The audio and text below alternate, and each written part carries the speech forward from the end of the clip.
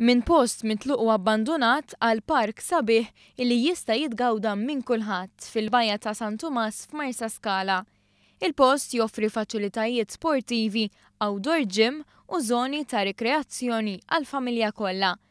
Dan il-proġett sar realtà grazzi għal 242,000 euro fondi tal-Unjoni Ewropea. Is-Segretarju Parlamentari għal Fondi Ewropej Ian Borch qal li l-Kunsilli Lokali għandhom l-obbligu illi jtejbu l-faċilitajiet illi għandhom fil-lokalitajiet tagħhom. U għalhekk illi bħalissa hawn 19 il-lokalità madwar Malta u Għawdex illi qed tagħmel użu minn fondi Ewropej bl-ammont totali jitla' għal 6 miljun euro. Aħna konxi li bl-allokazzjoni li għandhom il-Konsilju Lokali għandhom bżonn għajnuna addizzjonali sabiex ikunu jistgħu wettqu ċertu proġetti infrastrutturali. Illum kien imiss niftħu ninawguraw dan il-proġett fuq il-għajn, il-proġetti l-oħra jridu jkunu kompluti kollha sal-aħħar ta' din is-sena. U naħseb dan jawgura tajjeb sabiex inkomplu ntejbu l-faċilitajiet f'żoni rurali wkoll.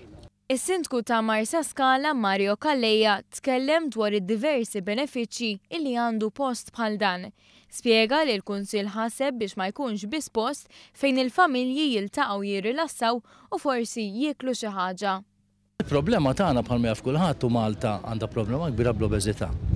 Allura jiena nemmen illi l-ewwel nett għandna waħda mill-aqwa promenas ta' Malta u tara ħafna nies jiġġogjaw filgħodu u jimxu. Huwa tajjeb illi kif jaslu hawnhekk flok jibqgħu għaddejjin jimxu mal-promenad jinżlu hawnhekk jagħmlu ftit eżerċizzju. Li timxi huwa tajjeb, però tajjeb illi mbagħad tagħmel ftit eżerċizzju u aħna fil-fatt ikkejterjana għal kulħadd u tista' tagħmel li trid kif qed tara wara hawnhekk, tista' tagħmel cycling, tista' tagħmel tajjeb għall-ispalel, tajjeb anke għall-abdomen, jiġifieri naħseb illi jekk dejna l kulħadd.